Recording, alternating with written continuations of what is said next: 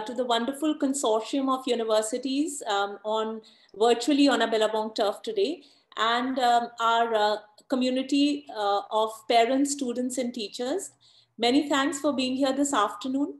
As a part of our shared commitment to creating higher education opportunities for our students, we have initiated college guidance counseling in our school. And in line with that, we are kickstarting this wonderful mega online Indian University Fair. This is really to create opportunity and visibility for the school and our students to limitless possibilities.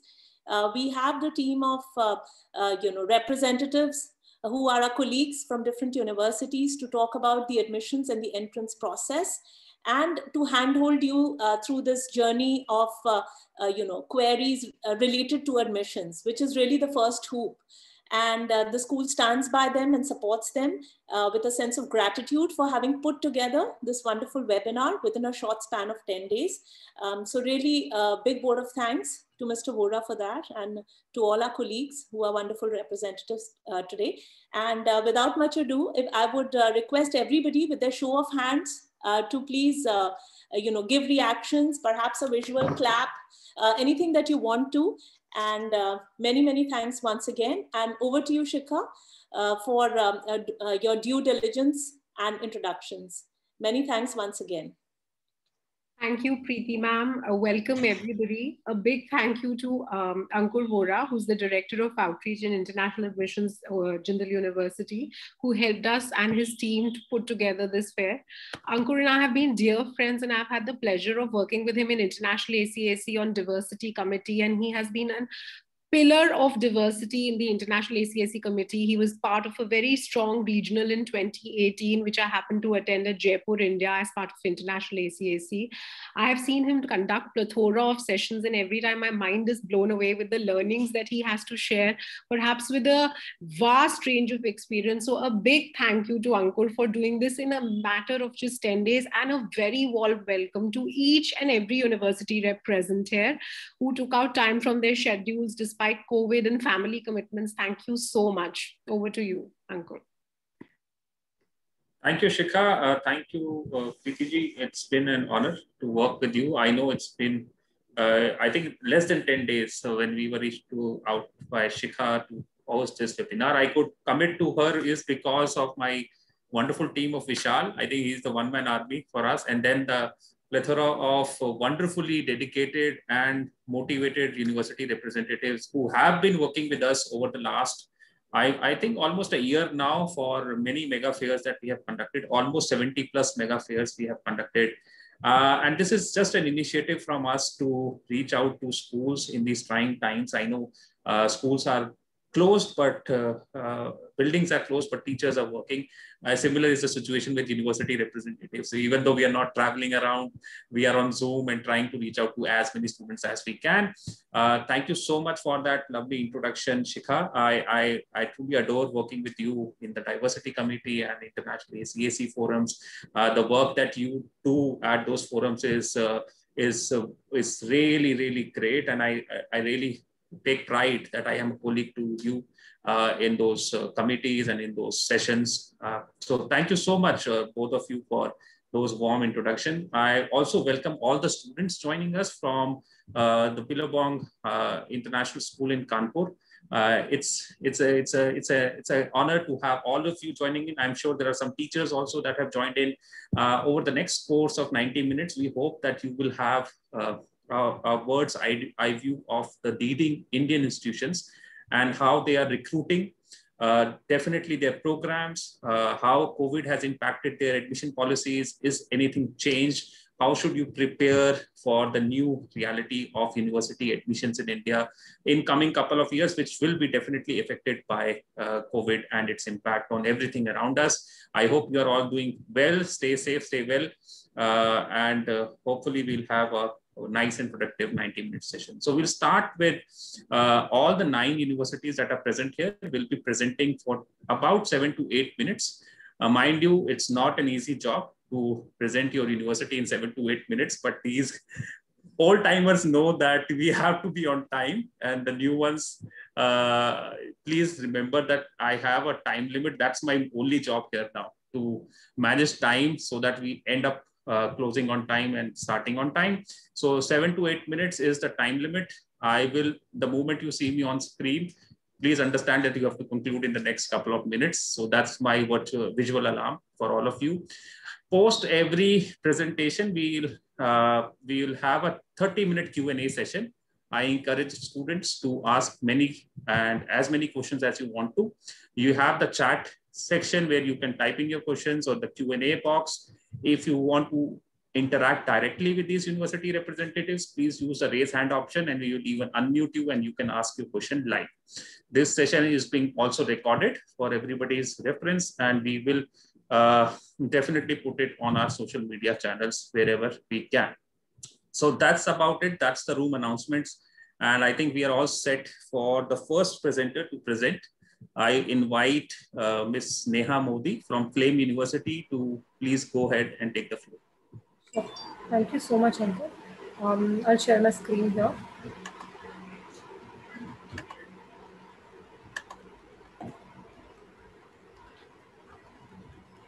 Okay, I hope my screen is visible.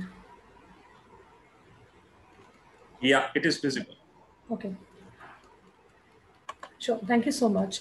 So my name is Neha Modi and I'm from the outreach team at Flame University. So today, as you all know, that we are going to talk about liberal education, and as you all know how liberal education is important and relevant in today's age. So before proceeding, I would like to firstly thank Mr. Ankur Vora and Vishal and Preeti for sharing this opportunity with us today. And so, as I said, liberal education is something which is really relevant in today's age. It's completely different to the conventional education, wherein we are going to learn a lot of different things, a lot of curriculum, a lot of courses from the different streams. And so as we talk about liberal education, I would like to just mention that liberal education is not a subject, it is the concept. It is a curriculum that we follow to offer various courses together from the different disciplines. And I think moreover, someone who is at the age of 16 or 17, for them it is very difficult or almost impossible to decide one career path. Because it's too early for you to decide about a specialization that is something is very interesting for you. So liberal education is basically a platform which will allow you to explore various courses before you narrow down to your specialization area. So today I'll be talking about the Flame University, the course structure, the admission process, and we'll be sharing some of the campus pictures as well. So coming to the Flame University, so Flame is basically, it's a liberal education university, which is situated in Pune. We have been pioneering for around past 13 years, and we have a beautiful campus which is spread over 65 acres. So as I was mentioning about the course structure, I'll be starting with the specialization area. These are the 6 degrees and 22 major specializations that we are offering. We have BA, which covers economics, psychology, literary and cultural study, international studies, environmental studies, journalism, public policy, and sociology. You could also do economics honors program. Under the BSc, we have applied mathematics and computer science honors program. BBA has all business courses like finance, marketing, and business analytics, and so on. BBA communication has all media related courses like advertising, film and television, and so on. So these are the 22 major specializations. Apart from this, you can also take up courses like dance, music, theater, and design as your minor. If you are interested in economics honors or computer science honors program, then math will be a mandatory requirement to be taken in your 12th standard. And as I was mentioning, we offer 300 plus major minor combinations. As you can see here in the chart, we offer 300 plus combinations to all of our students, which means you have an options to pick your major and minor from various courses. So you could be someone interested in economics, but also wants to study psychology. You can take that as your major and minor. You can do advertising with, again, economics, or journalism with public policy, or environmental studies and sociology together. So there are various options available. Apart from one major and one minor, you're also allowed to take a few courses as per your interest as your electives. So the choice is absolutely at your end. And I think that's the best part of the liberal education, that it allows you to pick up courses as per your interest areas. Moving forward to the program structure. So in the foundation course, we have 8 core courses which are mandatory. The courses are like academic writing, critical reasoning, public speaking, and so on. These are purely skill-based courses, and we believe that the skills are required for your lifetime, no matter what specialization you're taking. Hence, it is mandatory for you to take all these courses. Apart from that, we have something called as universes of knowledge. There are 5 universes listed here, as you can see on your screen. There are about 80 to 100 courses which are being divided into this 5 universes, which will give you a wide range of option for you to pick up your interested of your course, something that you are interested into. So as you can see here, there are 5 universes. From each universes, you are required to pick up minimum 2 course as per your interest, and you can definitely have more than that as well. So this will be your foundation course, which will be a combination of 8 core courses and 10 courses from this universes. Coming to the Flame Scholars Program, Flame Scholars Program is the 4th year extended program. This is something which is important for you all to know, that Flame is offering 3 years of undergraduate program, but there is an extension for the extended 4th year.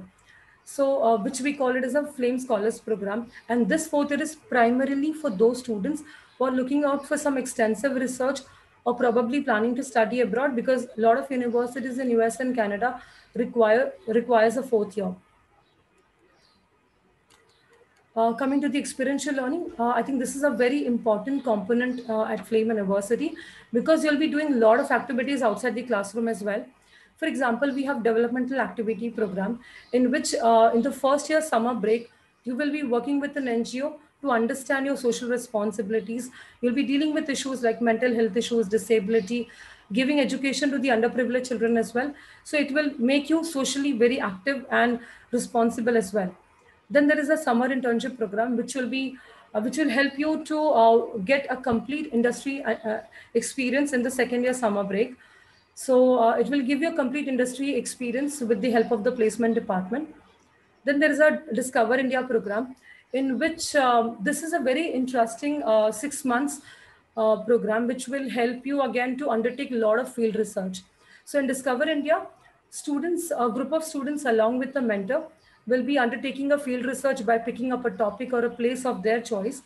And you actually have to go on field, talk to people, take surveys, come back with a very professional research paper. You have to prepare a documentary and a presentation as well.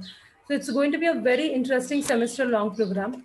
If I have to talk about some of the researches taken by the students, some of them are like, they have done a research on Sufism in Ajmer, they have done a research on sports in Haryana, and so on. We have updated a detailed report on our website, so I would request you to just go through the website for the detailed information of the Discover India program. Coming to the Global Connect, Flame is currently collaborated with about 13 to 14 universities abroad. We have recently done a collaboration with University of British Columbia. This Global Connect will help you to do either a semester abroad, summer abroad, or even research internships. Most of the collaborations are tuition fee neutral, and this is a purely a merit-based opportunity. Faculty information is there on the website. So quickly moving to the summer immersion program, this will be relevant for the students who are in grade 9, 10, and 11. We are going to have online summer immersion program starting from 21st to 26th June. The deadline will be 14th June. It is going to be a very interesting, because it will give you a complete understanding of liberal education. You'll be doing a lot of academics and non-academics module as well. And the charges are 25,000 rupees. These are some of the campus pictures, as I mentioned earlier. Lastly, moving to the admission process, we are going to have one more admission round in the month of June, which will be between 1st to 6th of June. And the deadline for that will be 31st May. The application process is going to be completely online. You are required to fill the application form and submit your past academic record. You have to mention about your extracurricular activities and the statement of purpose. Apart from that, we are going to also conduct the entrance exam, which will include the Flame Entrance Aptitude Test. We also accept SAT and ACT scores. There is going to be online essay and one-way interview round as well, which will be again held completely online. The admission process is available online. You can see the admission calendar is updated here. Lastly, moving to the fee structure. Fee structure is currently 8,60,000 per year, which is including tuition fees, lodging, and boarding. We also offer merit and a need-based scholarship. So if you have questions related to the course structure or admission process, I'll be happy to answer them. Thank you. Thank you, Neha, for that wonderful presentation. May I now invite our next speaker, Ms. Anna Asif from Symbiosis School of Liberal Arts and Humanities. Yeah. Anna is a student at Symbiosis. Students and teachers who are listening in, any questions, please type it in. Neha will take your questions at the end or even answer them in the chat box if she is able to do that there. So please keep those questions coming. Over to you, Anna. Hi everybody, good afternoon. My name is Anna Asif, and as Ankur sir introduced, I am a third year student at Symbiosis School for Liberal Arts. We also have Sanam Bhube along with us, who is the second year Symbiosis School for Liberal Arts students, and she's helping me with the presentation today. So Symbiosis School for Liberal Arts, or SSLA, is a constituent university under the Symbiosis International University, and SSLA was founded in 2011, and we are one of the pioneers of the liberal arts education in India. So coming to why liberal arts and an introduction to the concept of liberal arts in education. So liberal arts basically allows you to look at the world and everything that you come across in a much more interdisciplinary and a multidisciplinary manner, in contrast to understanding things only via one discipline or one subject. So in that sense, our classrooms are much more interactive in nature. It's much more discussion oriented, debate oriented. We analyze papers and we understand how different subjects come together and culminate into the understanding of how the world works. So in that sense, one of the aims of a liberal arts education is to foster critical thinking. And we have a very, very independent research oriented aim in terms of liberal arts education. And I think in times like today, when things are so uncertain, and in general, when the job market is changing constantly in the 21st century, I feel like that is where the importance and the essence of a liberal arts education comes into the picture, because you're studying cores and electives across different disciplines. You have major minors which are different in nature, and everything coming together really provides a very, very good base in terms of tackling whatever the world throws at you. So coming to why liberal arts at SSLA, there are three major areas that focus on. The first is employability. For employability, we look at hard skills as well as soft skills. So it's not just fostering students to be in certain positions, but the fact of giving them the autonomy and the ease to work at their own pace is something that we really, really appreciate in a college like us. So we have student council and clubs which are completely student driven and student functioned in SSLA. And this really provides students not only to take the overarching decisions, but to be involved in even the small bits of how things are functioning in the college. And that is something, again, which really, really fosters soft skills. The industry connect, again, being in Pune, is extremely strong, and we have a very, very strong academic community present there. And the knowledge that we have and the course that we study and the electives that we have, or in general, like the core domain knowledge that we have of our program, is something which is globally relevant. So it's not specific to only a time or space like ours, but when you have courses in different universities, whether it's abroad, whether it's in India, especially liberal arts curriculums, you see that there is a relevance across different countries and cities. And that is something, again, which instills the faith that, like, it's not a very specific sort of an education that you're getting in a college like ours. Coming to critical thinking, we have unique pedagogy and we have extremely creative assessments and evaluations. So our learning is not unidirectional, and it's not like a teacher teaching you in a classroom and, like, as students, we're just allowed to, like, sit and listen. There is an equal participation from both ends. And like I mentioned, that even while reading papers, there are different interpretations that we look into. And that, again, like, leads to how our assessments are very creative. So we have presentations, we have debates, we have simulations. I remember giving a performance poetry in my first year, which was, like, extremely difficult. But then again, it fosters different skills and it really helps you understand and tap into certain parts of your brain, which a normal or like a regular education into one discipline doesn't. Coming to the last bit, which is the interactive learning. So we have co-constructed classrooms, and it's not just the teacher or the instructor deciding how a classroom is designed. Students are given equal opportunities to suggest or to propose any sort of changes that you feel can be better in terms of learning, whether it's in the papers that you're studying, whether it's in the subject, whether it's the pedagogy that you're taught with, and etc. Coming to the faculty-student ratio, Sanam, just a second. Yeah. So coming to the faculty student ratio, we have 1:20. So in that sense, again, because we have smaller classrooms, it is much more debate and discussion oriented. And the field-based experiential learning is something which is facilitated via our community outreach project, which was supposed to do at the end of our first year, and the internship project, which was supposed to do at the end of our second year. Yeah, Sanam, next slide. Thank you. So coming to our program structure, we have a 4-year full-time BA, BSc Liberal Arts Honours degree program. The BA/BSc depends on the subject that you've chosen for your major. So in case you're majoring in psychology or anthropology or sociology or international relations, then you get a BA Honours Liberal Arts degree program on your degree. But if you have a major in, suppose, mathematics and statistics or computers, then you get a BSc Liberal Arts Honours degree program. We have 8 semesters spread over 4 years, and we complete a minimum of 24 to 28 credits per semester. The 4 types of courses that we offer are core courses, elective courses, and major minor specializations. I'll come to the major minor specializations in a bit. And the 4 pillars that we have for 4-year degree at SSLA is our research project, which is our dissertation, our internship project, our community outreach project, and a final year seminar paper. Coming to the major minors, so we offer 12 majors and 20 minor specializations. Some of the majors that we offer are economics, media studies, philosophy, computer studies, anthropology, psychology, etc. And some of the minors that we offer are history, film studies, biology, physics, law. And minors like women and gender studies and peace and conflict studies are something which is very exclusive to the program structure of SSLA and are not available anywhere else in the country. So coming to the student life at SSLA, so there are different academic initiatives that the students have taken in terms of the International Big History Association, International Gender Conference. We have the SSLA Psychological Association, and even the clubs, like I mentioned, which are completely student-driven and student-reviewed. So we have the dance club, we have the music club, we have the filmmakers guide, Bandemonium, which is a music club.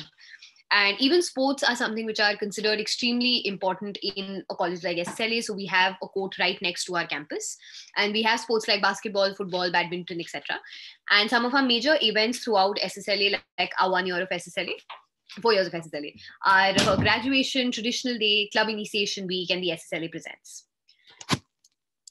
Yeah, in terms of the internationalization, SSLA places a very, very strong focus in having strong relations to certain universities abroad. So some of the universities, most of the universities listed on the slide are the ones which SSLA has a collaboration with. And it helps us have summer exchanges, winter exchanges, semester abroad, sort of opportunities available for the students, which again helps them study different areas and also understand the culturally diverse nature of these like disciplines, and also understand how different cultures play out in terms of studying the same things. And yeah, so like I think summer exchanges are something which are very, very important.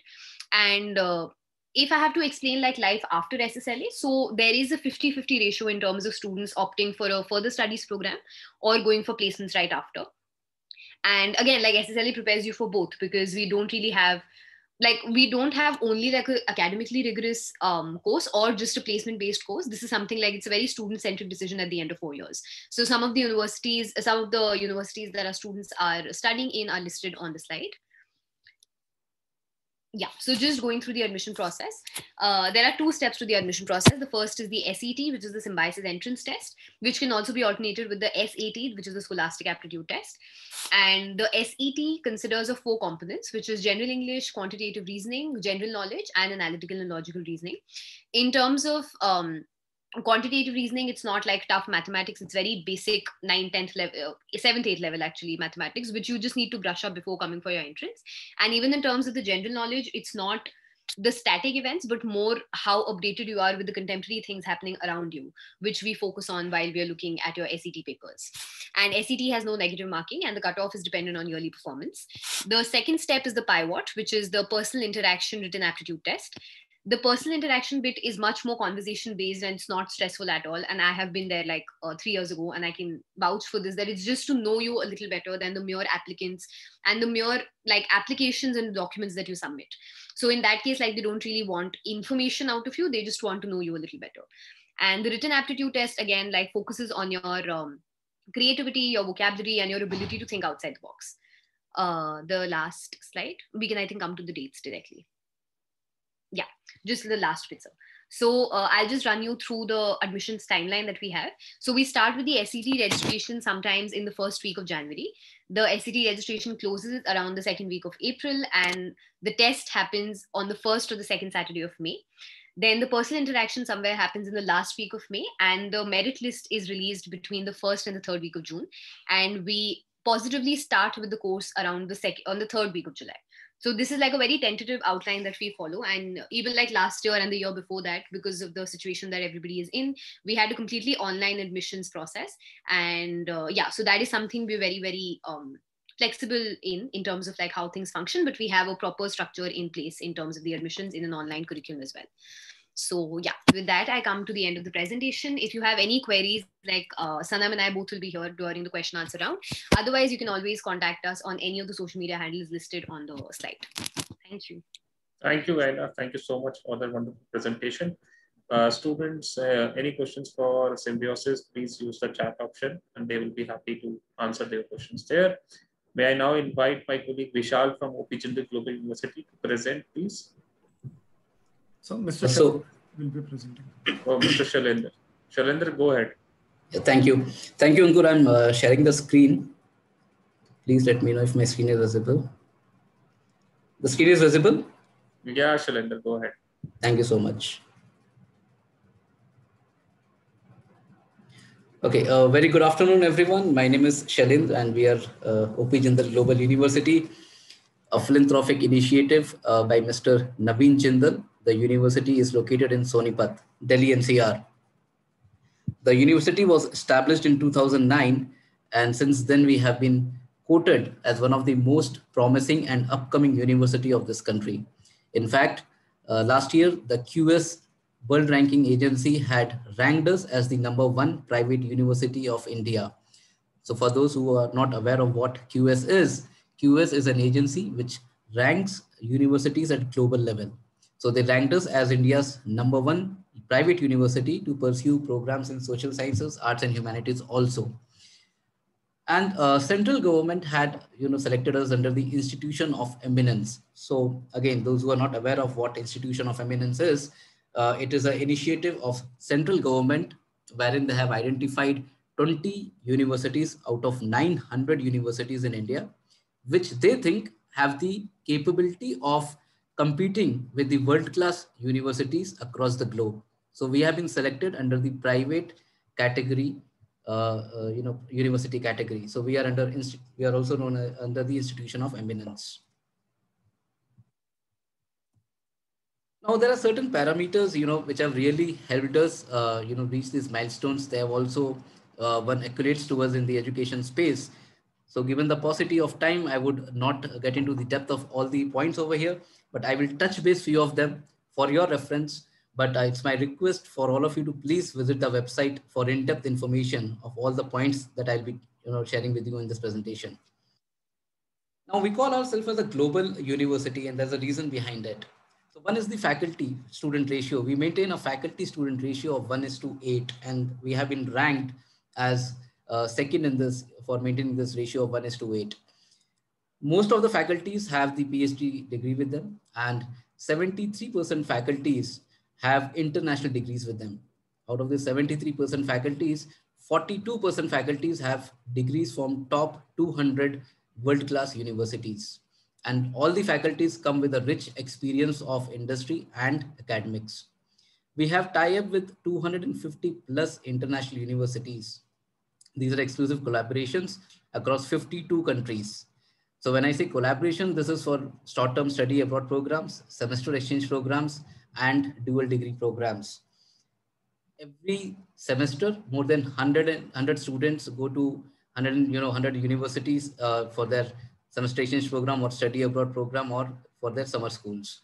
So we cannot have list of all the 250 universities in this one slide. So we, so you can visit the website. There's the detail of all the universities is there on the website.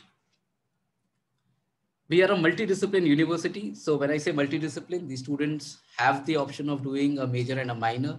So for example, a student who is studying architecture can also take up courses in public policy school, or a student who is pursuing global affairs can take up a subject in law, or the student who is studying management can also study economics. So every semester, they get an option to choose over 200 elective. They can pick and choose from 200 elective subjects as per their interest area.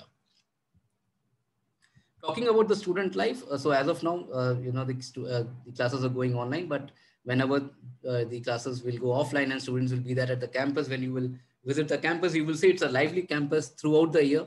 Students have come up with more than 28 clubs and societies through which they have cultural festivals throughout the year. We have inter-sports competition plus intra-sports competition both. So we have expansive sports facilities also, like cricket ground, football ground, badminton, tennis, basketball, volleyball, and we also have Olympic size swimming pool. The campus is spread across 82 acres. It's a centrally air-conditioned hostel. It's a residential campus, by the way. So the hostels and the classrooms are centrally air-conditioned. We are a research-focused university. Therefore, we have an exhaustive, collection of 12,000 plus books and journals for the students. And as you can see in the slides, most of the facilities and are there inside the campus. So dining services are taken care by Sodexo. We also have a food court in which we have popular outlets like Subway, Moti Mahal, Domino's, Keventer's, Burgers. Now, on one hand, where the faculties are enriching the intellectual skill sets of the students, on the other hand, there is a team, which we call it as Office of Career Services, which are developing the overall personality of the students. So throughout the year, they conduct mock interviews, mock group discussions. They invite industry experts to come and interact with the students, share their experience, and prepare them for their summer internships and final placements. So if we look at our alumni, they are working with leading organizations like Google, ITC, Amazon. They're working with think tanks like Ernst & Young, KPMG, McKinsey. They're also working with international law firms. And the students who have opted for higher education, so when I say higher education, it's master's or PhD both, they are pursuing their higher education from world-class universities. So we offer 18 undergraduate programs as of now. So BA LLB honors is a 5 years program. BA LLB honors is a 5 years program. BBA plus MBA is a integrated 5 years program. So BBA honors, BA legal studies, BA global affairs, BA political science, BA economics, social science and policy, liberal arts and humanities, journalism and media studies, environment studies, entrepreneurship and finance, psychology and counseling, BCom honors, BARC, which is a 5 year program, BA built environment studies, and B design. So for all, more in-depth information about these programs, like what is the curriculum of these programs, who are the faculties, associated with these programs, what are the qualification of their faculties and the publications, everything is there on the website. So it's my request you to please visit the website. Admission process, it's a holistic admission process for all our programs except for law and architect. So in case if a student has to apply for law program, they have to appear for our LSAT India exam. They need to share their LSAT India score. And if the student is wanting to apply for the architect program, BARC, then they have to appear for the NATA examination. For rest of our programs, it is a 3-step online process. So first step is filling the application. Once you complete the application and submit it, the second step is giving our online test. We call it as JSAT, Jindal Scholastic Aptitude Test. So this test is again online. You don't need to go anywhere. You can sit at your home and you can give this test. We have a tie-up with Pearson VUE for this. In case if you have appeared for SAT examination, then you can share your SAT score with us. If you're eligible through the SAT score, then you don't need to appear for the JSAT examination. And the last round is the interview round with the faculty or the dean, wherein they will want to know how much interested you are for the program, how much passionate you are for the program. We do also offer scholarships. It is mean come merit basis. So when I say mean, your family income has to be less than 30 lakh rupees per annum, and merit, it's a combination of your class 12 board examination percentage and the score of your entrance examination in the JSAT. Combining that both, the dean takes the decision of how much percentage of scholarship needs to be given to the candidate. So that's all from my end. Thank you so much. And if you have any questions, I'll be more than happy to take those questions. Thank you so much, Ankur. Thank you, Shirendra, for that wonderful presentation. Students, any questions for OP Jindal, please use the chat option and we will be happy to answer your question. May I now invite our next speaker, Ms. Saryu from Laksha University, please. Thank you, Mr. Vora. I'll just share my screen.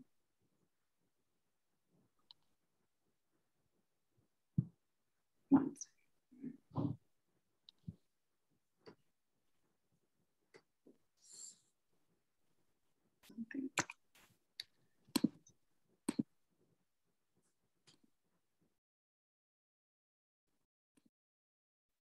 I hope my screen is visible. Yeah.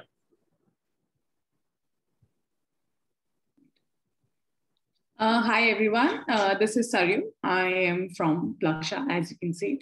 So what comes to mind is, what is the need for another engineering college? We have plenty in the country, and why one more? So the vision behind Plaksha is not to just open another engineering college, but to actually reimagine tech education, and not just for India, but to lead the way forward across the world. The way we watch television is not the same. The way we interact is not the same. Our mobile phones are not the same from what they were 20 years ago, but our education somehow just remains the same, right? So we want to reimagine tech education, bridge the knowledge gap that we have with the industry. So we can bring you the best in education and what is required. So Plaksha's vision is to bring in interdisciplinary engineering curriculum. We don't live in silos anymore. But somehow we do study in silos. Pick up any discipline when it comes to industry. For example, even if you pick up something like AI. AI is a culmination of computing, of psychology, of anthropology, right? So if you have an understanding of all of these, will AI make any sense, or you can make sense of AI? Integrating humanities, design, and entrepreneurship. We, again, don't want an assembly line of students coming out. We want children to figure out who they are, their strengths. And for that, humanities is essential. We want you to think in design. We want you to learn entrepreneurship. So not that you just get jobs, but tomorrow you can be wealth creators, job creators, lead tech. And for that, all of these come into play. Hands-on pedagogy and blended learning. When going forward, I'll share with you the founders who are behind and Plaksha. And with these founders, you will be interacting, you'll be mentored by them, you'll be working on projects with them, and that's a part of our blended learning. We want this to be an engineering college where you research, where you experience the tech that you are learning, and not just books or something that is written on a board. Then we talk of self and leadership. Again, emphasizing the same, that we want you to lead from the front. We want you to take initiative, whether it is research, whether it is startups, whether it is building unicorns, right? So as I said, our founders come from some of the best companies across the world: BCG, Nagarro, Zomato, Netflix. I'm sure you're familiar with all the names here. And that is what makes Plaksha different. These people are industry leaders, they are tech leaders, they are entrepreneurs, they are thinkers, critical thinkers, thought leaders. They are the ones who felt the need that there is a gap that needs to be bridged when it comes to Plaksha. What children are studying and what the industry demands work on two different planes. Plaksha wants to be that bridge. We want to fill in that knowledge gap, make you industry ready while you are studying. And not that when you come out of college and then you spend a few years figuring out what's happening, upskilling yourself. So we don't want you to do that. Our partnerships, University of California, Berkeley, and Purdue are our major academic partners. And so the entire curriculum has been designed in partnership with Purdue and Berkeley. SRI is our research partner. All the research spaces, the projects we need to, the children that should be making, the spaces that will be required for this project, how they should be designed, everything is with SRI, right? And of late, on board, it's not mentioned here, is IIT Kanpur. They are going to be our research partners as well. A university is as good as the people behind it. And if you can see my screen clearly, you can see the kind of people. We have Nobel laureate Abhijit Banerjee. Then we have the thought leaders in tech, whether it is Dr. Julia Ross, she's Dean of Engineering at Virginia Tech, Dr. Sharad Malik, he is Chair of Electrical Engineering at Princeton, Dr. Arvind Raman, again, Associate Dean for Faculty at Purdue, Dr. James Holloway, Provost and EV for Academic Affairs, University of New Mexico, Dr. Pankaj Jalote, Founding Director, IIIT Delhi, and many more. All of these people are the ones who have helped us shape the vision of Plaksha. What the founders wanted, the Academic Advisory Board has put it on paper and brought it to life. When it comes to discipline, we are offering you 4 majors, and these are not conventional engineering degrees. These are emerging technologies. Again, as I said, we want to bridge the industry gap, and that's how they've been designed.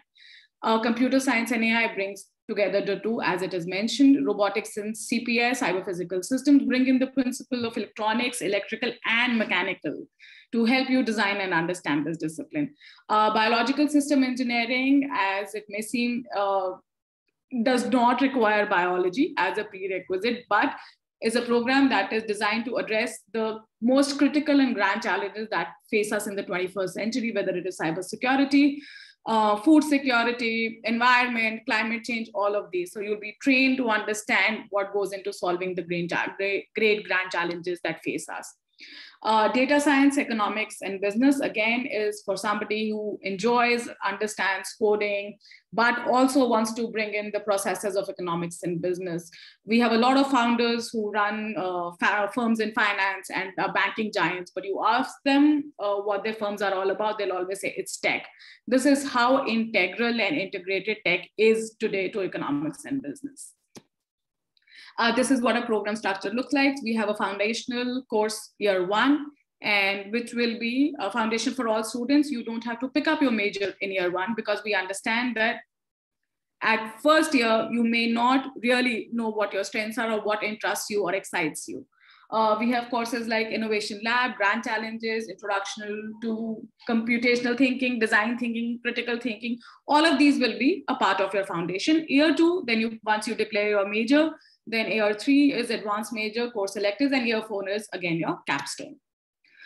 We have a very holistic admission process. We don't like to look at children through scores, a singular lens. Your application form will involve that you submit us to your grades from 9 to 12.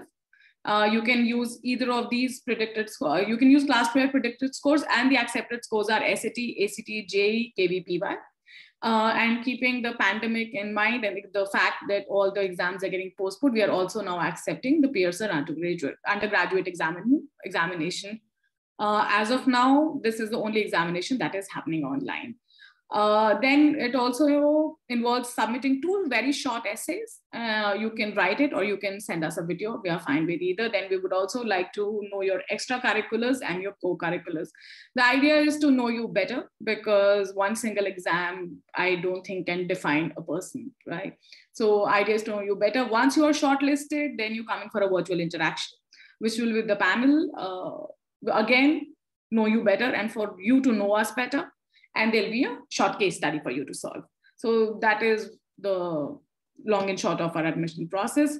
We are very deeply committed to diversity. We encourage women in tech. We think that it's because of lack of choice that women have not come forward in tech, because we've seen women achieve great things in tech, and there's a lot of scope for girls to come forward and establish themselves in tech.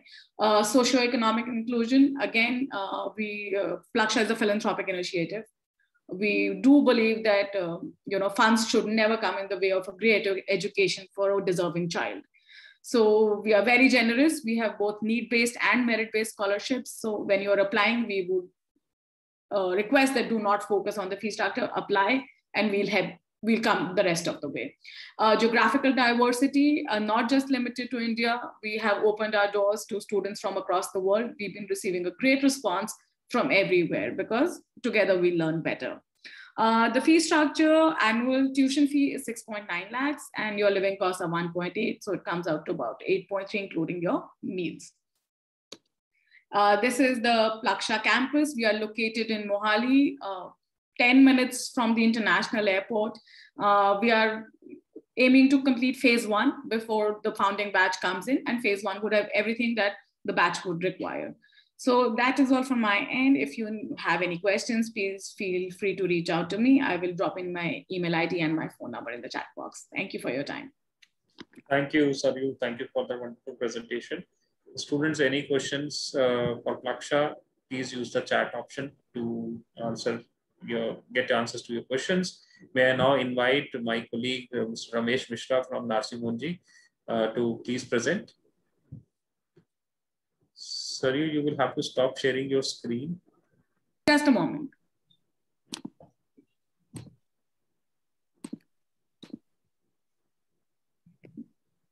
Yeah, over thanks, to you, Ankur. Ramesh. Yeah, thank thanks. you. I hope my screen visible. Yeah. Yeah, thanks.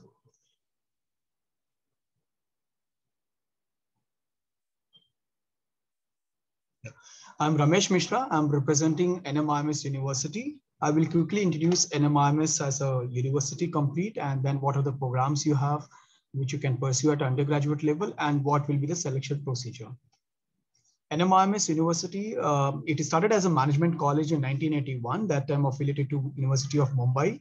Later on, we became deemed to be university under Section 3 of UGC. Now, deemed to be university means it's a nomenclature which a private university will have to use to differentiate themselves being a private university under UGC. So it is just a nomenclature. As far as acceptability is concerned, functionality is concerned, it remains same as any central government university or say state government university. We have received a grade A+ accreditation. This was third time by NAC in 2017. We have received category 1 status, university status by Ministry of HRD in 2018 out of 950+ universities in India. Only 25 are category 1. We are one of them. Currently, we are catering to more than 17,000 students across India, having more than 750+ full-time faculties across 17 specialized domains, whether it's a management, engineering, technology management, pharmacy, science, design, liberal arts, law, hospitality. We are present each and every domain other than medical field. We have a lot of accreditations to our management college, to our engineering colleges and pharmacy. Recently, we have received Abbott accreditation. Abbott is an accreditation body in USA, which gives accreditation to the engineering programs across the world. We have received for our 5 BTech programs at Mumbai campuses. We have for management programs, we have AACSB, AMBA and SAQS accreditations. Currently, we are catering to 8 cities in India: Mumbai, Navi Mumbai, Shirpur, Dhule. All of them are in Maharashtra. Shirpur being a fully residential campus. Hyderabad, Bangalore in south. In central, we are present in Indore. And the only campus which is going to be operational from this year onwards in north will be Chandigarh. These are the programs what we have at UG level, which you can pursue. I will start with engineering. In engineering, we have 2 kinds of a program. One is a 4-year of program, which is after 12th standard. And another is a 6-year program, which is after 10th standard. So when you go for a 6-year BTech program of 10th standard, in that case, you don't have to go for 12th board exam or say any kind of an entrance exam. At the end of a 6 year, you get 2 certifications. One will be diploma in engineering and a BTech in whatever stream you are doing. So 2 degrees you will be getting. We have regular 4 years program where we are offering data science, artificial intelligence, and cybersecurity. I am proud to announce like NMIMS was the first university in the country to start complete specialization in data science of 4 years of engineering in 2017 itself. So we have these 3 programs now we are offering in association with Virginia Tech. We have computer, mechatronics, civil, electronics, telecommunication, mechanical, information technology, and CSBS. CSBS is in collaboration with TCS. It is called as Computer Science and Business System. Just last year in 2020, before the lockdown started in March, we have come up with a very unique initiative in India where a student have an opportunity to pursue 3 programs, 3 degrees in 5 years span of time. It is called 3-1-1 initiative by NMIMS. It's a 3+1+1 means 3 years of BTech at NMIMS Mumbai campus. 4th year and 5th year will be at Virginia Tech campus in USA. So you get BTech from NMIMS, BS from BS in cybersecurity management from Virginia Tech, and MS again from Virginia Tech. So it's a very unique initiative in India what NMIMS has taken. We knew the trend of being very popular of BTech plus management graduate starting from early 90s. And keeping all these things in mind, we as a university in 2004, we started with the first program at university level that was MBA Tech. And we are the pioneers of integrated program in India. We have started that point of time, it was MBA Tech, which is a 5 years dual degree integrated program. At the end of the 5th year, you receive 2 degrees of BTech as well as MBA in technology management. We have started a specialized school in mathematics where we are offering BSc Mathematics honors, trying to teach mathematics in a different way, where how mathematics can be utilized to solve problems of real life plus business problems, or how even mathematics can be utilized to in the field of music.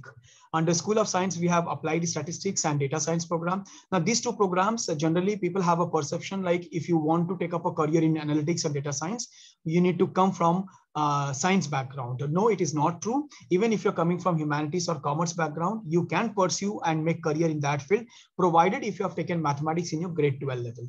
We have architecture, we have design, 4 years of design program, again offered only at Mumbai campus. Under pharmacy, we have plain 4 years B Pharma program and B Pharma plus MBA Tech, which is again 5 years corporate kind of a program. BSc Agriculture offered at Shirpur campus. We have under School of Commerce, we have a BBA, BSc Finance, BCom Honors, and BSc Economics. For these 4 programs, one eligibility criteria you will have to match. You need to have a mathematics and statistics as a compulsory subject if you are planning for to pursue this program at Mumbai, Navi Mumbai, and Bangalore campus. Other campuses, mathematics will not be compulsory. Then we have a law, we have liberal arts program, 3 years liberal arts program. We have branding advertising, which is a specialized program in BBA.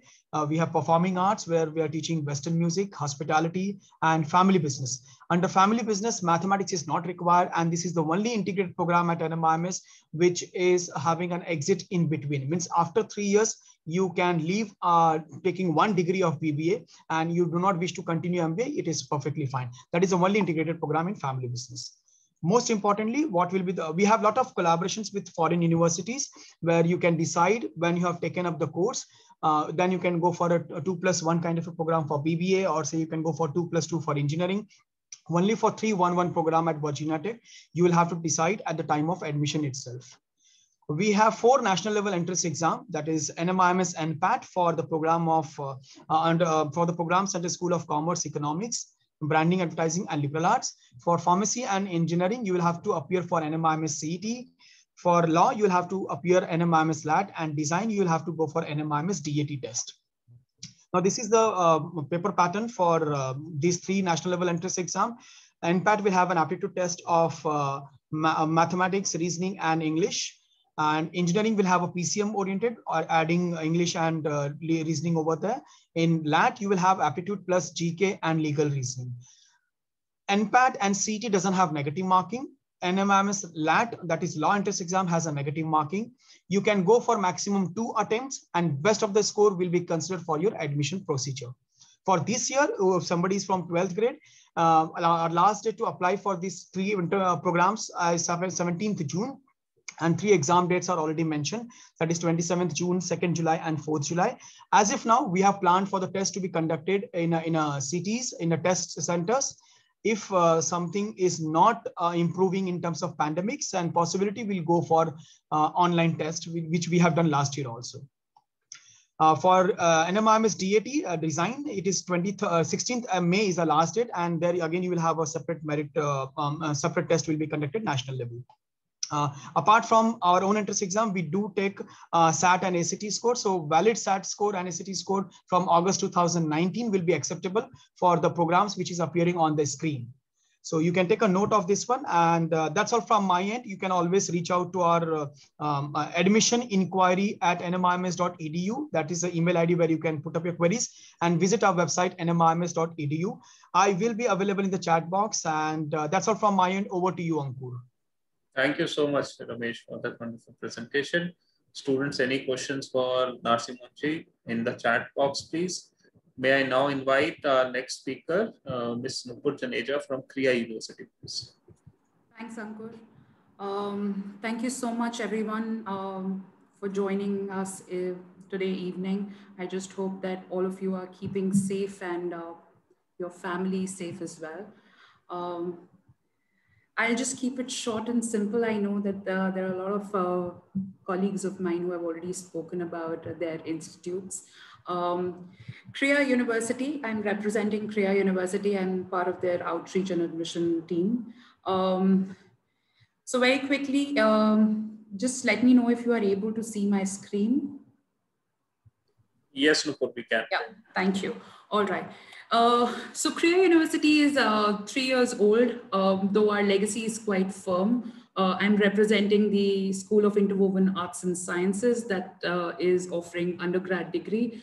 However, our graduate school of business, which is Institute of Financial Management, and research, it's been awarding post-graduation degree for last 20 years.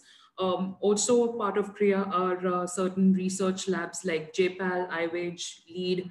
I'm sure that you would have heard about JPAL, which is Abdul Jamal Poverty Action Lab. Dr. Abhijit Banerjee, who is the Nobel laureate, has completed most of his research under JPAL. We offer BA Honors and BSc program, BSc Honors degree. And in the following slides, I would be giving you a list of programs that we offer, the majors and minors. We also have a 4th year as an advanced studies, which is absolutely optional. But BA Honors and BSc Honors is a 3-year degree program. How students are studying at CREA, they don't have to, even if you haven't decided your major, and by major, I mean that specialization that you want to do, if you haven't decided it yet, that's absolutely fine. You can come undecided. The first year mostly is a foundation year for all students. You learn and you study various courses. You see that on your screen right now, but also equally the emphasis is laid on written and oral communication skills. That's what is being taught in the first year as well. Data analytics, design thinking, ethics, certain skills that are absolutely required in the changing world. Therefore, we have curated our entire foundation year such that the students get a complete exposure to all of that in the first year. You are supposed to go ahead and decide and declare your major only towards the end of the first year. So it's absolutely all right. And CREA is completely flexible in terms of admitting students who have not yet decided which major they would like to pick up or what the major and the minor combination that they would like to do. We offer 9 majors and 15 minors and 4 joint majors. And how CREA is a little different from what the other liberal education institutes are offering is that we are completely integrating sciences and humanities. So it is just not that you come in, students from commerce background or humanities background should come and do a liberal education from any of the top universities in India. But at CREA, we are pioneering in the interwoven arts and sciences. Therefore, you have a complete flexibility of choosing a major from sciences division and choosing a minor from humanities division, absolutely. If you see, we also have 4 joint majors that we are offering. Economics and environmental studies, history and politics, literature and art, physics and chemistry. These are the 4 that we were offering to 2020 batch. However, we would be considering offering more joint majors. Now, joint major doesn't mean dual major. It's just that half and half, there are 9 courses in each subject that you would have, total in 18 that you would have to do to secure a joint major degree, basically. Of course, you can choose concentrations. There are audit courses that are available that you can go ahead and do. Just to give you a little insight of how the major and minor selection or what is it that is covered in the courses that you have to do under a major. Let's say if you are choosing BA honors in economics, then you have options of minors as computer science, literature, psychology, and mathematics.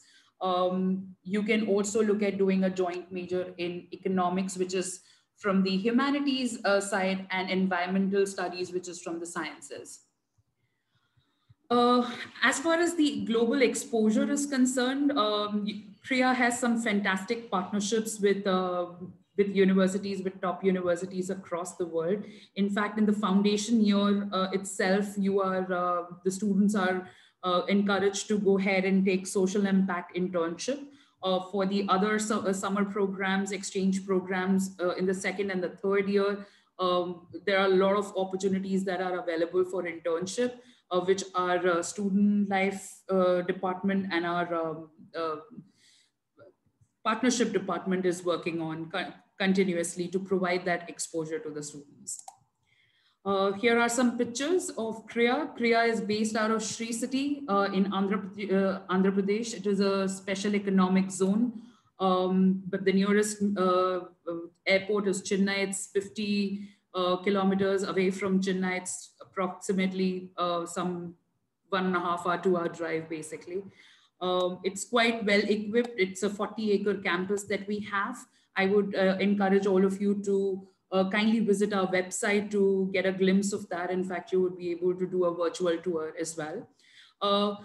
Before I get into what is the application process of CREA, I just wanted to go ahead and mention that it is also very important that how are we selecting students at CREA? What make you a best fit to be part of CREA? If you are somebody who's creative, who is open-minded, who believes in teamwork, you are absolutely welcome at CREA. And I think that's one of the most important aspect that any of us as a student would look at when they want to go ahead and apply to a university is what is exactly that university is looking for before giving you an admission in their institute. Our application process is quite simple. We don't have any entrance exams as such. It's a 2-leg process. Students are expected to put in a written application, which includes a personal story. Now you can go ahead and submit your personal story either in a written format, or you can submit a video. You have to go ahead and mention your academics details, your achievements, your transcript starting from grade 9 to grade 12. Your co-curricular and your extracurricular activities and achievements can be put into separate sections in the application itself. You include your personal details. Basis your written application, if you are shortlisted, then you are invited for a CREA immersive case day. What happens on that particular one-on-one interaction online, typically students spend a half of the day with us online with other 5 or 6 shortlisted students. There's a group that's formed. You're given a case study on which you do a reflective essay, and then you do a group presentation. There's a one-on-one interaction that you would have with the CREA faculty or the admission counselor. And this is not a personal interview to mention here. It is just that we would like to know you a little more, understand their why and how, and what is it that you would like to do, what kind of problems you want to solve, and why you are applying to CREA is something that we would probably like to know from you during that interaction. And of course, once that's done, there's one quantitative and logical reasoning test for 30 minutes, which is a multiple choice question test. 15 questions, 30 minutes is the duration. We do accept SAT and ACT, but that's not mandatory. If you have taken SAT and ACT, please feel free to go ahead and share those scores with us and mention that in your application as well. These are the dates for this year. We haven't decided the dates for the next year yet. I would request that please refer to our website. We do have an early action round which starts in November. And right now for the 2021 intake, we are right now, our round 4 is open. So you can expect that, looking at the situation, of course, the next year, the dates would be accordingly decided and published on the website. This is a fee structure. You can go ahead and refer to that on the website as well in detail. We do not offer any merit scholarships. We just have a need-based financial assistance. So if your family income is less than 35 lakhs and you have a question in your mind that whether or not I can afford, if affordability is something that is striking your mind, and at this point of time, don't worry. There are 10%, almost 10% of the students at CREA studying right now are at 100% financial aid. And there are 30% of the students who are in some form of the other, they have financial assistance given by the university. These are my contact details. I'll put that in the chat box also. I'll be more than happy to go ahead and answer any of your questions today. Thank you so much. Thank you. Thanks, Ankur. Thank you, Nupur, for the wonderful presentation. Students, any questions for CREA, please use the chat option. May I now invite my colleague Jayant from Shivnadar University, please, for his presentation. Sure. Thank you, Ankur, for the opportunity. I'll quickly share my screen.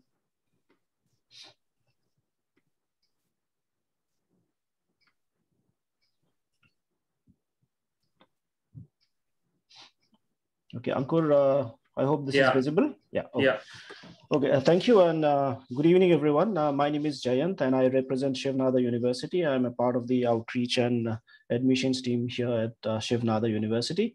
So we are a university located in Delhi NCR in a place called Dadri, which is ahead of Greater Noida.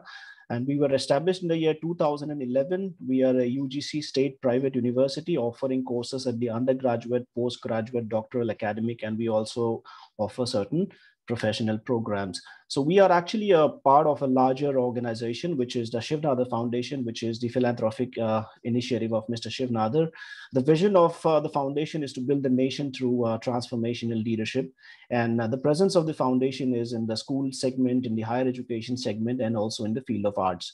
So under the school segment, we run a couple of schools called, the first is a set of schools called Vidya Gyan schools. These are basically schools for the underprivileged sections of the society. So every year for the 6th grade, there's an entrance examination that is conducted. So any student who clears this entrance examination and whose family income is less than ₹1,00,000, those students get admitted and their entire education is funded by the foundation. And the transformation that these kids go through is like really inspirational. I mean, students passing out for Vidyagan are currently studying in places like the Harvard, the Cambridge, and every year almost 20 students join our university as well. And of course, their education at the undergraduate level is also fully funded by the foundation. Then, of course, we run 3 schools at Delhi NCR, which are schools from kindergarten to class 12 level, the Shiv Nada group of schools. In the higher education space, we run an engineering college called SSN College of Engineering, one of the oldest engineering colleges, started way back in 1996. And one of the top 10 private engineering colleges in the country. Then, of course, our university. And we are also prevalent in the field of arts. We run a museum called the Kiran Nada Museum of Arts, which is located in a mall in South Delhi called the Select City Walk. These are some of our accolades. I will not spend much time because these are all information which is available on Google. I will quickly like to add on that just like OP Jindal, we are also one of the institution of eminence, which has been given to us by the government of India. In fact, we are the youngest university in existence to have received this honor. Moving on to some of our numbers. So we currently run 5 schools, which are the School of Engineering.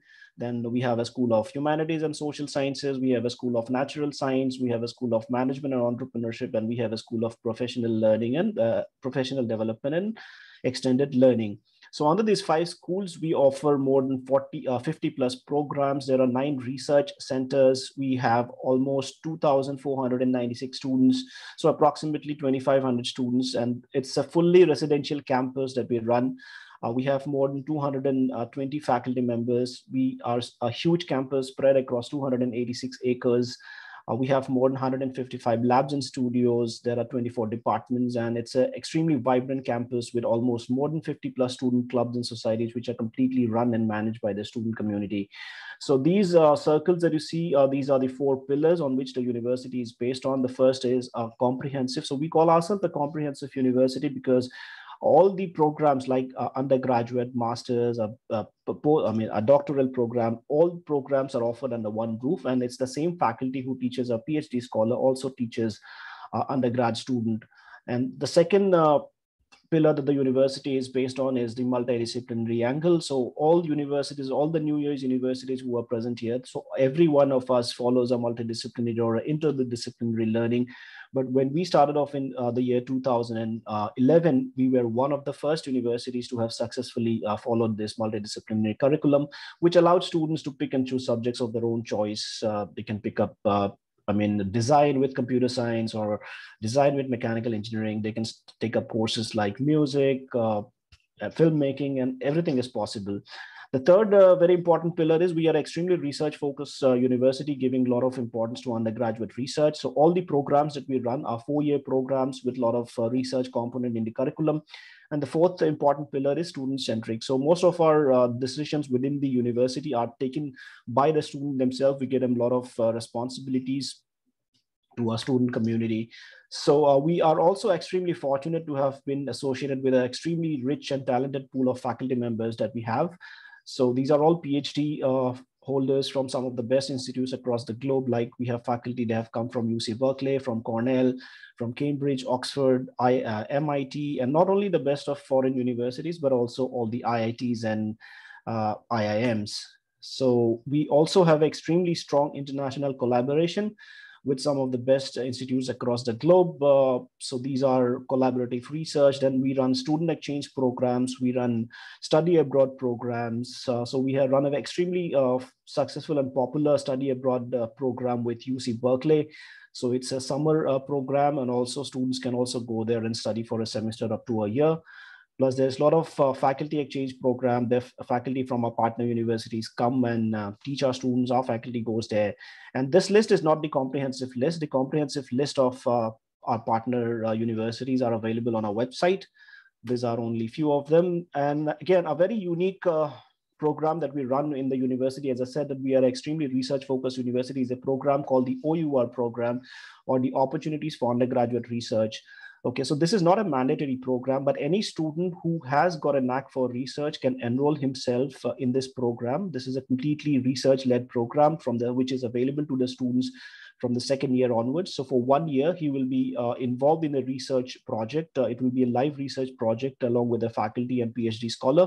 And after completion of 1 year, he will have to present his paper in front of the board of members, and then once it is approved, he will have a publication under his name. And whatever research that the student does, these will be completely funded by the university.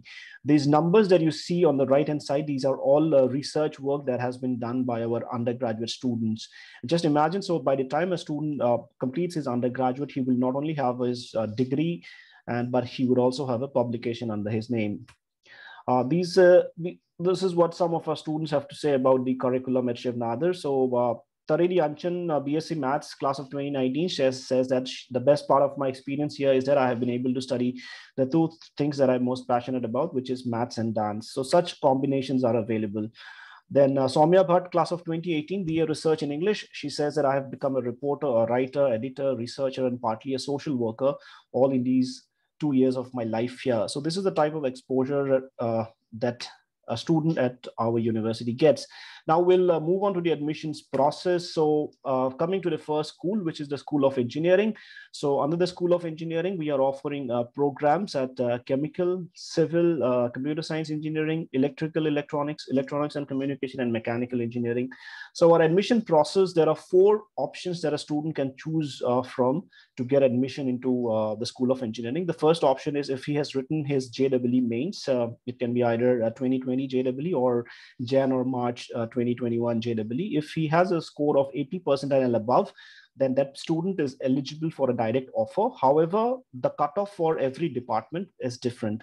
So 80 percentile student, if you apply, so you will not have a guaranteed maybe a computer science seat if you score 80 percentile, because the cutoff for that department will be different. So in that case, what you can do is you can also write our own entrance examination, which is the SNU SAT APT. It's a 3-hour multiple choice question exam. So any student, every student can write this. There is no extra cost of writing our entrance examination. And we are also considering the SAT scores. So 2019, 2020, and 2021 SAT scores are what we are considering. And if you meet the cutoff for the SAT scores, you are called for a round of personal interview, similar with ACT also. And the fees for our School of Engineering is, the tuition fee is 2,25,000 per annum, which makes it 9 lakhs for 4 years. And the hostel, mess, laundry, these charges for 4 years is 6,76,800 rupees.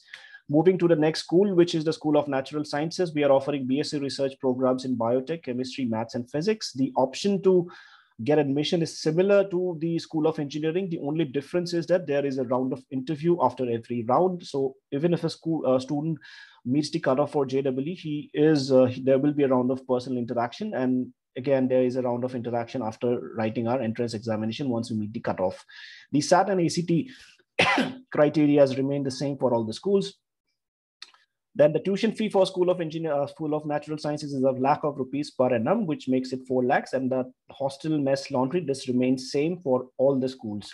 Moving to the next school, which is the School of Humanities and Social Sciences, we are offering BA research programs in economics, English, sociology, international relations, and economics and finance, and international relations. So the economics and economics finance program is a BSc program because there's a lot of maths and stats involved.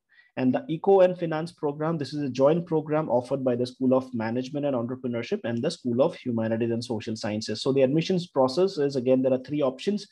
You can write our own entrance examination, meet the cutoff, call for a round of interview. The second one is if you meet the SAT cutoff, you are called for an interview. And then if you meet the SAT cutoff, you are called for an interview. The tuition fee for these programs would be ₹1 lakh per annum, which is 4 lakhs for 4 years. The hostel, mess, laundry remains the same. Now, the last school is School of Management and Entrepreneurship. So there are 2 programs, the Bachelor's of Management Studies program and the Economics and Finance program. The options of admission is similar. SNU SAT APT followed by interview, SAT plus interview, and ACT plus interview. The tuition fee for School of Management is 7 lakhs for 4 years, and the hostel, mess, and laundry would remain the same. So we also offer some scholarship to certain students. So there are 4 types of scholarships that we offer. First one is a gifted student scholarship. That is, Jayant, yes, I'm sorry. Ankur, it's over. Yeah, is the time up? Yeah. Okay, I will maybe just share conclude. my contact. So these are all available on the website. So I'll just share my contact details. These are some of the resources and facilities. These are images of some of these are my contact details. So you can reach out to me. I'm available in the chat box as well. And thank you, Ankur, for the opportunity. And thank you, everyone. And please stay safe and stay indoors. Thank you. Take care. Thank you, Jayant, for that wonderful presentation.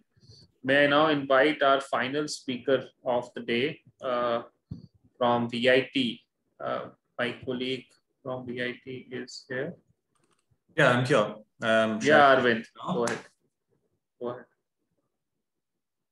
hope everyone is able to see the screen. Yeah. Visible. All right, fine. Thank you so much, Mr. Ankur, and to Billabong School for this opportunity. I'll try to take less than 5 minutes here. So let me start the presentation. A bit of history. We started out in 1984 as Vellore Engineering College with just over 180 students. In 2001, we got the deemed university status. Vellore Institute of Technology is now what we are referred as. And fast forward to 2021, we have around 40,000 students across 4 campuses. We offer 86 programs, 2,000 plus faculty members, and several adjunct and visiting professors. We get students from all states of India. And as far as global diversity is concerned, we have 50 plus nationalities enrolled in VIT. The 4 campuses, first one is in Vellore, the second one is in Chennai, the fourth one is in the city of Amravati in state of Andhra Pradesh, the fourth one is in the city of Bhopal, Madhya Pradesh. We are one of the universities to be recognized as institution of eminence. These are some of the other rankings. We are, as you can see, engineering university overall ranking, we are all in the top 30, and management ranking is 55. We are also, we also have world university rankings and world Asia rankings and Shanghai rankings as well. These are some of the other accreditations and accolades we've received over the years. Now, like I said, we offer over 86 programs. So for lack of time and space of slides, I'm going to rush through the programs. All this information is available on the website.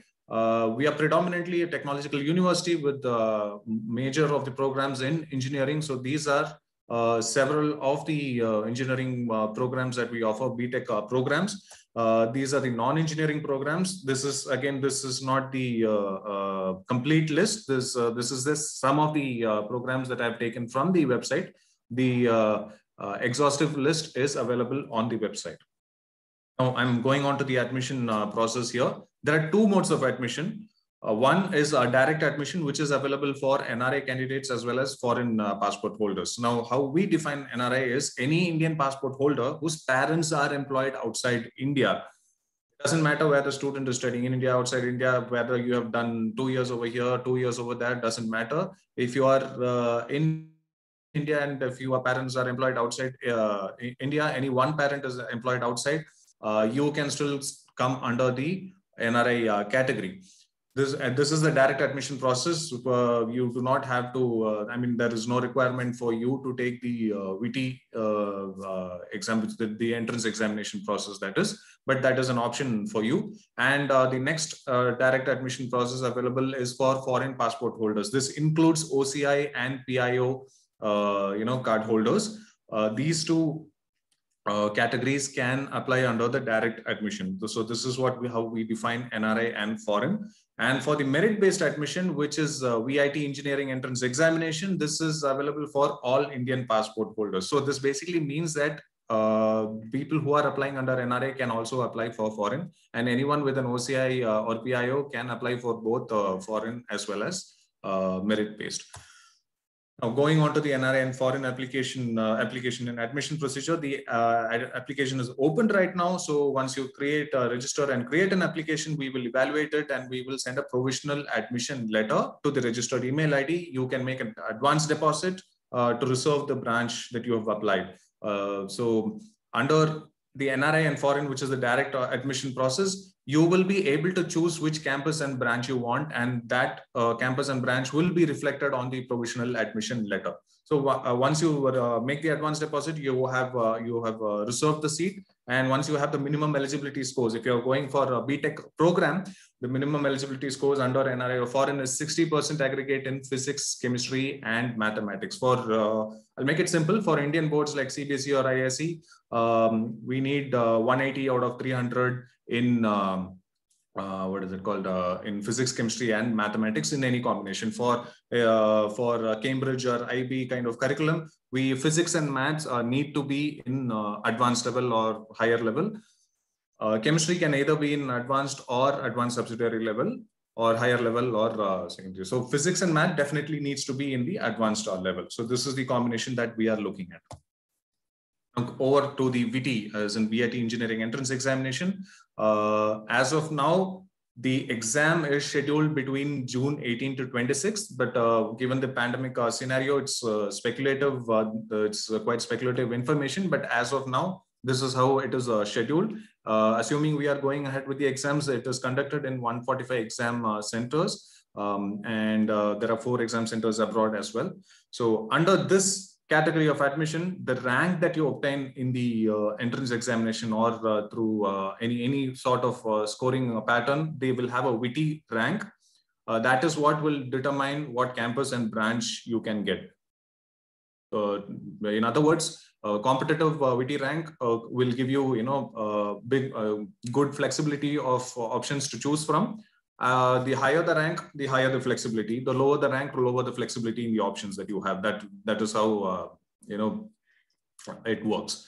The fee structure under VT admission is different from fee structure under NRA. Again, this information is available on the website. I'll be sharing all those links, whatever the list of programs that are offered, the fee structure, all that I'll be sharing in the chat box. That's just the gist of information given the time we have. I'm reiterating some points. As an NRI, if you are coming under this category, it is possible to apply for both NRI and VT application. 2 separate application and admission procedures will follow. If you are a foreign national with the OCI or PIO status, it is possible to apply for both foreign as well as VT application. Separate application procedures will follow. Now, the immediate question is, see, if I pay the advance deposit or whatever it is under the NRI or foreign admission, and later on I get the admission under the regular mode of admission itself. So what happens to the deposit that I have made under the direct admission? Now we have a provision where what if you get admitted under the regular mode of admission, that is VT, whatever fees you paid towards NRI or foreign will be refunded at a later point of time, provided the student is still enrolled with VIT at the time of doing the refund. The NRI fees is required in US dollars. The VT fees is required in Indian rupees. And for any NRI or foreign admission, you can get in touch with global@vit.ac.in. I handle that email ID, and the number that you see, the call and WhatsApp number that you see, that is mine. For VT admission, as in for the merit-based admission, you will have to get in touch with ug@vit.ac.in. I'll share this information on the chat box. That is the end of my presentation. Over to you, Mr. Ankur. Thank you so much, my dear friend, for a wonderfully done presentation. Now we have come to the end of our presentation rounds. I request all my colleagues to come on screen for the Q&A round, although we have less than 5 minutes left, but I still want to answer as many questions as we can. So students, please take up your questions in the chat box or use the raise hand option. Anybody has any question that they want to answer now that you may have marked in the chat section or Q&A section you want to answer live? May I ask one question? Definitely, Shika. Go ahead. All the university, I can see that there are questions there, but most of them have been answered. The universities which are accepting SAT, what is the cutoff that you're looking at for SAT or ACT? And I know I put you on the spot when I asked that. I can see Mr. Mishra smiling already. Well, yeah, Ramesh, yeah, you can go. It's okay. Please go. Okay. Just to answer your query, ma'am, we are just asking for a valid SAT score and ACT score. We do not have any cutoff because again, it is for multiple programs and multiple campuses. So whatever score is there, let them apply. We'll prepare a merit list. Higher the score, higher the merit, and they will get the best choices with the best campuses. That is for NMIMS. Okay. Shika, for Shivnadar, the basic cutoff is around 1100, which is the composite SAT score for most of the schools. However, for the School of Engineering, the SAT cutoff is 1300 with at least 700 in the maths section. So that is what our cutoffs. And ACT will be 28 for all schools and 32 for the School of Engineering. For FLAME, we have a cutoff of 1250. If they're scoring about 1250, they can skip the aptitude test with us. However, SAT is not at all mandatory. If they're scoring lower to 1250, they can give our aptitude test, which is FEAT exam. Even at Jindal Global University, the cutoff is, the SAT score is 1100. If I may, for Plaksha, we don't have any cutoffs for any of the exams. But yes, a better score obviously means a better chance at the application scoring. But there is no cutoff, so please don't let that hold back from applying. Yeah, so SAT and ACT is not mandatory again. So if you have scored less in academics, and if your SAT is good, then we would probably go ahead and consider that. Thank you, everyone. I believe there are questions by the students, so I'll let Ankur moderate them. Yep. Thank you, Shika. I have a question for, I think this is an open question. Which one is better, double major or joint major? Anybody wants to take this? I think they are one and the same thing. Anybody offers two different things, double and joint? I think these are the same things. So we at NMIMS, we don't have, I have never heard this joint major, but yes, we do have a double thing, like a double degree, dual degree, what I can say. And then it will be on the electives, what we are selecting in particular streams like liberal arts. There is certain kind of an electives which they will be choosing. Yeah, I think. Shalinder for OP Jindal?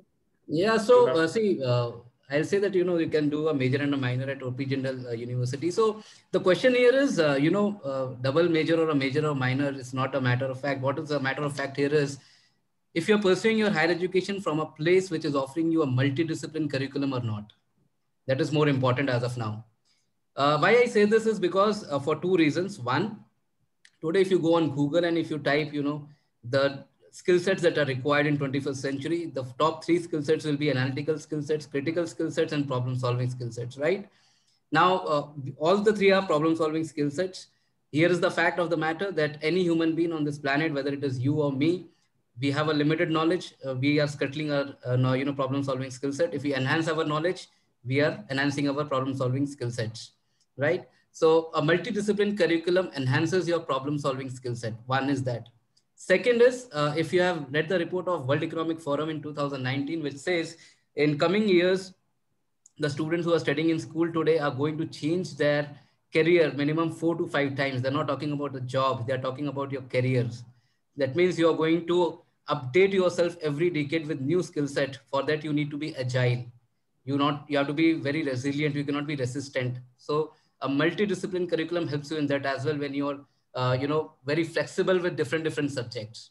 So I think that is the reason, even if you look at the new education policy, the central government has also emphasized on the multidiscipline education, not only at higher education, even at school level. So I think you should pursue your higher education from a place which is offering you a multidiscipline curriculum. Thanks, Sharendra. Good explanation. I think the student is mentioning joint major was mentioned in the Kriya presentation.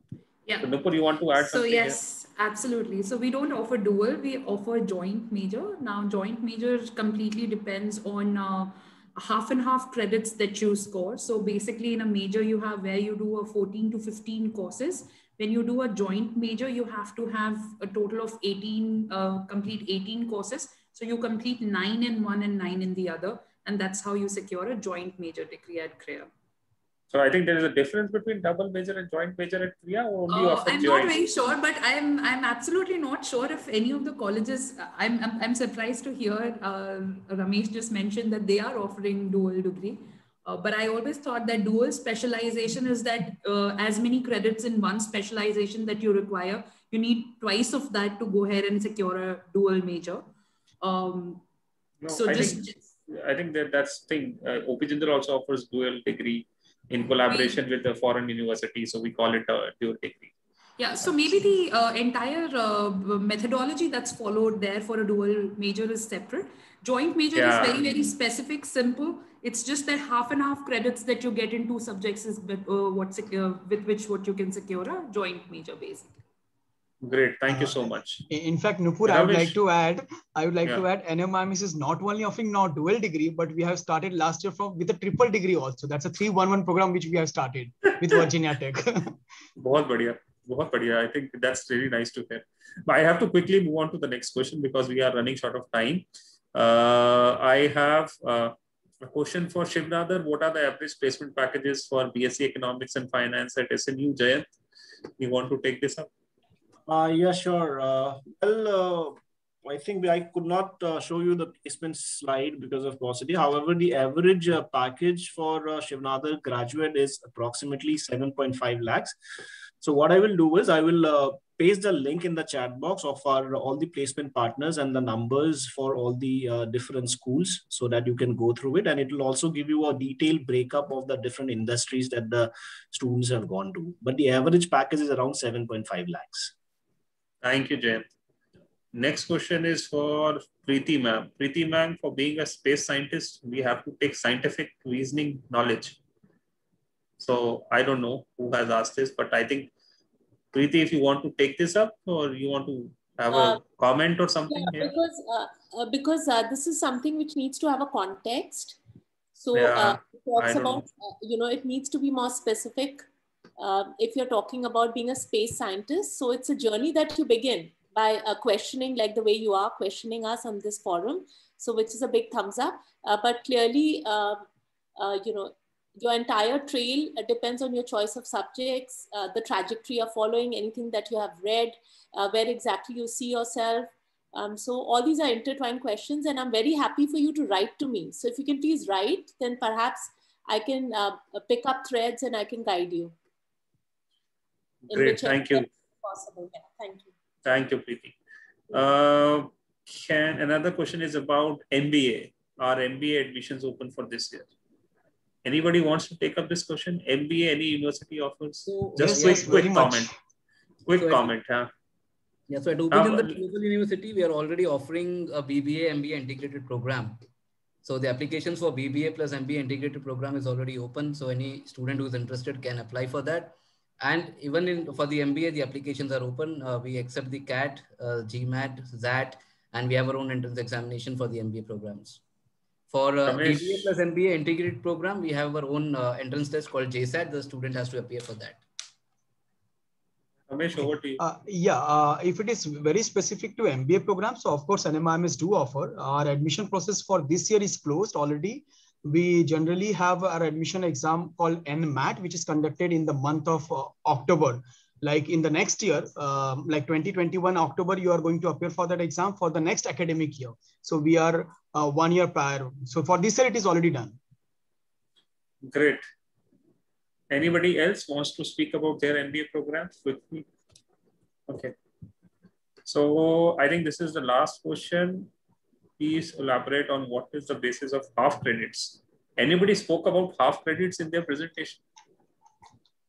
I have never heard this term, half credit.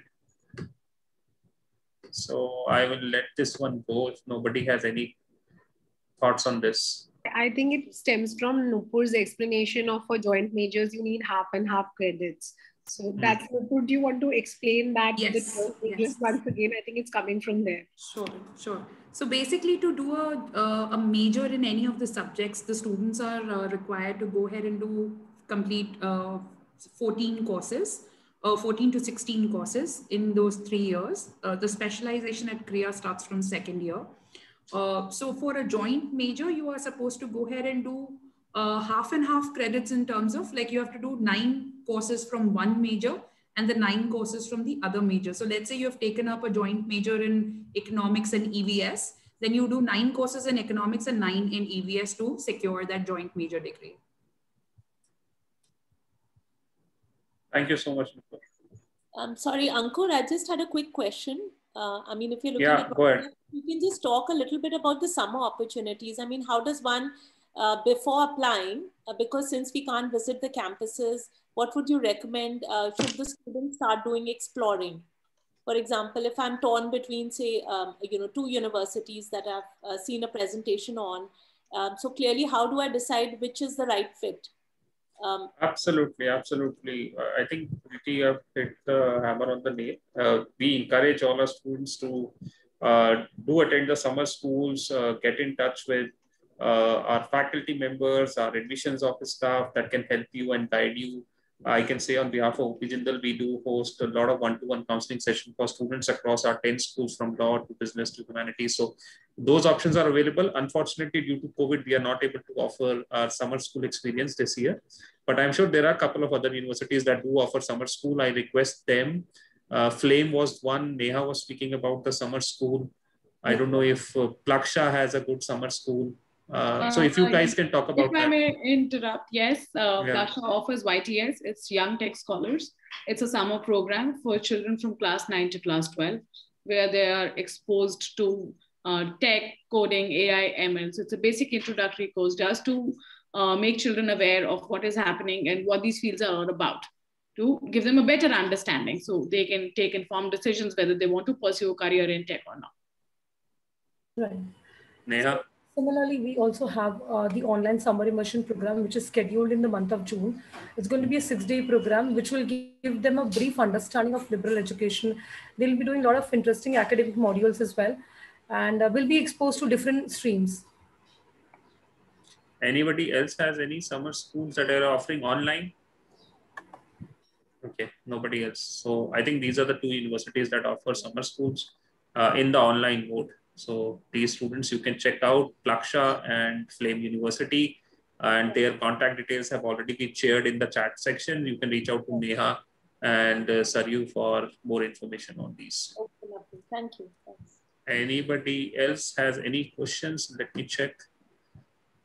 Okay, what is the summer school? So that's a question probably someone of the student has asked. Shikha, why don't you take it up? What is the summer school? Why should students do summer school? We encourage summer schools for students. Summer school is basically, a small immersive program. Different universities design it differently. Like Flame is having an overall summer school, in liberal education. YTS, I know, is a very, very immersive experience in somebody who wants to do STEM. There could be a particular school that they're offering, say Jindal's known for its law. They may have a law summer school. They don't have it. Just some ideas for you, Ankur. So they can have an immersive program where they can have specified lectures. The SSLA could, the specified lectures could be in law. So a summer school can be in a specified particular area of interest, helps you with career exploration. It could be in overall view into a liberal education, helps you understand again whether that career is for you, also helps you touch base with the university, understand the professors, understand how curriculum is taught in that school. And that is really gives you an impetus to your application, especially if you're planning to, if that school is on your bucket list. By school, I mean the university. Summer schools are also encouraged if you're looking at foreign universities, not just India, because, your profile gets built and you have to write for them. What all have you done for your majors. So they're a great way for career exploration, for profile building, for connecting with the university that you're aspiring to go to. Please don't assume that a summer school is a direct inroads to the university and you will get a direct admission into Flames just because you did their summer school or Plaksha because of YTS. It's just an overview for understanding, for career exploration and building your profile. Thank you, Shikha, for that wonderful explanation. Ms. Preeti, you want to answer something? You have a raised hand. Oh, sorry. That was just for the summer opportunities. Yeah. No problem. Yeah. Okay. So any other questions? I don't see any further questions. So Shikha, you have any questions or can we conclude? From my end, it's a big thank you for everything. I do not have any pressing questions. I'll just hand it over to Preeti ma'am to just give her vote of thanks. I know she wants to do that. So, yeah. Perfect. Thank you, Shikha. Over to Ms. Preeti. Thank you, Shikha. Thank you, Ankur. It was an absolutely phenomenal experience. Getting all the universities under this one umbrella and students being patiently taken through the slides, but not very intensively. So basically, we've created a large board and we've given them a flavor of what Indian universities are offering and what New Age has to offer. We've also touched a little bit upon different aspects and what the key strengths are of different universities. So it's been a wonderful experience, and thank you so much for putting everything together in such a short span of time. My heartfelt gratitude and thanks to you, Ankur, and a big word of thanks to Shikha for having orchestrated, and all of you to have spent your afternoon with us. Many thanks. Yeah. Thank you so much, Ms. Preeti, for hosting us on behalf of the consortium of New Age Indian Universities. It's our gratitude. Thank you to all my colleagues from different universities that came together after I think a long halt. We are back again. I hope we are able to generate more interest and have more of these sessions in the coming year. Stay safe, stay well, everyone. Many thanks to Vishal, as always, for coordinating everything beautifully well with all of us. And definitely Shikha, the man of the match, for organizing this at the last moment. Thank you, Shikha, for everything that you do. And so it's a goodbye from my side. See you all, and bye-bye, everyone. Take care. Thank you. Thank you. Thank you. Bye. Yeah.